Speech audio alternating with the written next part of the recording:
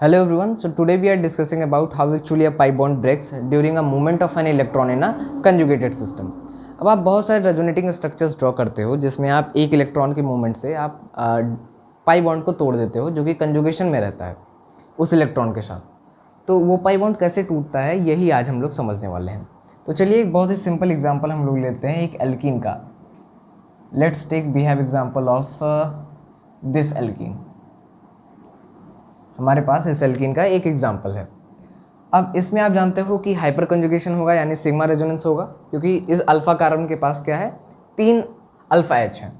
सो इसका स्ट्रक्चर एक rough structure हम लोग ड्रॉ कर लेंगे चीज़ों को समझने के लिए। तो जब आप इसका रेजोनेटिंग स्ट्रक्चर बनाते हो तो उसमें आप क्या करते हो, इन इलेक्ट्रॉन पेयर्स को मूव करा देते हो इधर, और ये पाई इलेक्ट्रॉन्स मूव कर जाते हैं इधर, और स्ट्रक्चर हमारे पास बनकर आ जाता है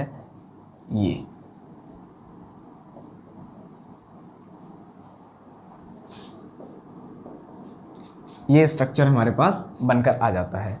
अब आप देखिए यहाँ पर पाई बॉन्ड प्रेजेंट था, यहाँ पर पाई बॉन्ड नहीं प्रेजेंस है, मतलब ये पाई बॉन्ड टूट गया है। अब ये पाई बॉन्ड टूटा कैसे होगा यही हम समझने की कोशिश करेंगे। देखिए इसकी थोड़ी सी मॉलिक्यूलर ज्योमेट्री हम बना लें तो कार्बन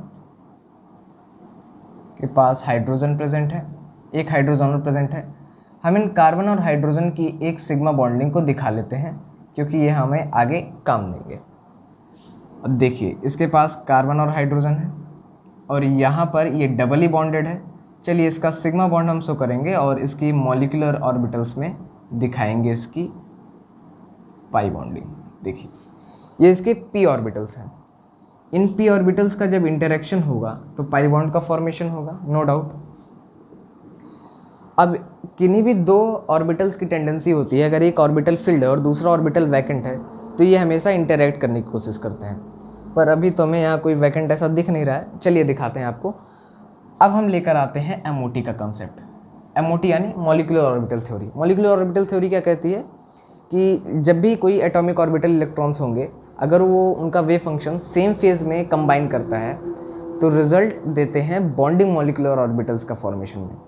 और अगर सेम फेज में नहीं कंबाइन होगा तो क्या होगा कि एंटी बॉन्डिंग मॉलिक्यूलर ऑर्बिटल्स का फॉर्मेशन हो जाएगा। क्या कहना चाहता हूँ मैं, देखिए हमारे पास 2 ऑर्बिटल्स हैं, इनका फेज क्या था, सेम था। जब सेम फेज के वे फंक्शंस कंबाइन होते हैं तो उनका एम्पलीट्यूड बढ़ जाता है, ये आप जानते हैं। तो यहाँ पर क्या होगा, बॉन्डिंग मॉलिक्यूलर ऑर्बिटल्स का बॉन्डिंग मॉलिक्यूलर ऑर्बिटल्स का क्या हो जाएगा, फॉर्मेशन। एम्पलीट्यूड हमने बढ़ा दिया। पर अगर फेज सेम ना होता यानी फेज होता डिफरेंट, तो क्या होता, यहाँ पर एंटी बॉन्डिंग मॉलिक्यूलर ऑर्बिटल्स का फॉर्मेशन होता। क्या हो जाता, एंटी बॉन्डिंग मॉलिक्यूलर ऑर्बिटल्स का फॉर्मेशन। अब हम पाई बॉन्ड के कंटेक्स्ट में बात कर रहे हैं तो चलिए इसको हम BMO नाम दे देते हैं, पाई BMO।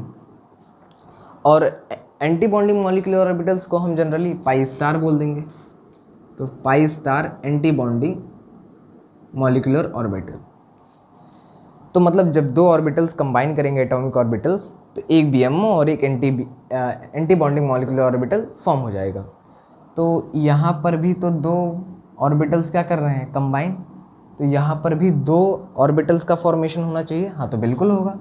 तो चलिए उनको भी दिखाइए थोड़ा सा, तो चलिए देख लेते हैं। यहाँ पर एक हाइड्रोजन है, दूसरा हाइड्रोजन है, और तीसरे हाइड्रोजन की हमने क्या कर दी थी, बॉन्डिंग शो कर दी थी। मतलब ये क्या है, टोटल फील्ड है का CH CH2। अब देखिए जब बॉन्डिंग हुई होगी तो ये तो हुआ होगा हमारा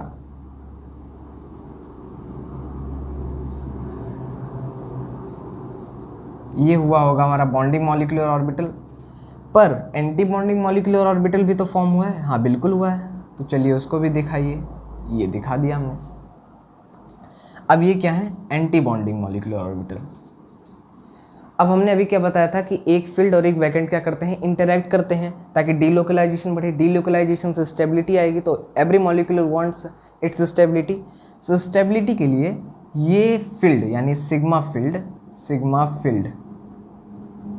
क्या करेगा, इस ABMO वैकेंट यानी इस ABMO वैकेंट के साथ इंटरेक्ट करने की कोशिश करेगा।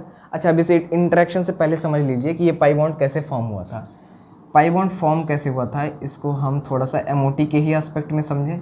जब एमओटी के एस्पेक्ट में आप समझ ही रहे चीज़ों को, तो जब वन इलेक्ट्रॉन दोनों कार्बन्स ने शेयर किया था, तो दोनों और सबसे पहले कहाँ जाएंगे? बॉन्डिंग मॉलिक्यूलर ऑर्बिटल में, जो लीस्ट एनर्जी का होता है और मैक्सिमम स्टेबल होता है। तो यहाँ पर अब इसका बॉन्ड ऑर्डर अभी आप निकाल लीजिए। Bond order is equals to क्या होता है? Number of electrons in bonding molecular orbital electrons minus anti bonding molecular orbital electrons upon 2। Bonding molecular orbitals में 2 इलेक्ट्रॉन है, एंटी बॉन्डिंग ऑर्बिटल में कोई भी इलेक्ट्रॉन नहीं है, तो यहाँ पर बॉन्ड ऑर्डर कितना आ जाएगा? 1। मतलब अभी पाई बॉन्ड क्या है? फॉर्म्ड है अभी सक्सेसफुली। लेकिन जैसे ही इस सिग्मा फील्ड ने, यानी इन कार्बन्स ने इस कार्बन के साथ इंटरेक्ट किया, बिकॉज इसका ऑर्बिटल क्या है? वैकेंट, सो इन इलेक्ट्रॉन की हमने क्या कराई? शेयरिंग। तो जैसे ही ये इलेक्ट्रॉन पेयर यहाँ पर शेयर हुआ, अब यहाँ पर कंडीशन बदल गई। इन इलेक्ट्रॉन पेयर्स आए हैं, चलिए 2 इलेक्ट्रॉन पेयर्स आए हैं। अब ये 2 इलेक्ट्रॉन पेयर्स कहाँ जाएंगे? ये हमारा था पाई BMO, ये हमारा था पाई ABMO। अब ये 2 इलेक्ट्रॉन्स अपने ही ऑर्डर में कहाँ चले जाएंगे? पाई स्टार ABMO, यानी एंटी बॉन्डिंग मॉलिक्यूलर ऑर्बिटल में।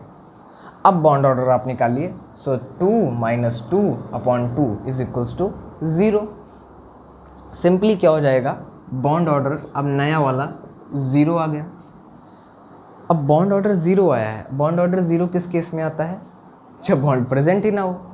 तो मतलब इस केस में अब यहाँ पर बॉन्ड टूट चुका है। सो मॉलिक्यूलर ऑर्बिटल थ्योरी एक्सप्लेन्स कि ये डबल बॉन्ड टूटा कैसे है। पहले यहाँ पर बॉन्ड ऑर्डर 1 आ रहा था, अब बॉन्ड ऑर्डर 0 आ चुका है। जैसे ही बॉन्ड ऑर्डर 0 आया, मतलब ये क्या है? ये ऑर्बिटल्स ने इसके साथ बॉन्ड बना लिया है, ये देखिए, और यहाँ का पाई बॉन्ड टूट चुका है। So this is how molecular orbital theory explains how a pi bond breaks during a movement of an electron in a conjugated system. So thank you.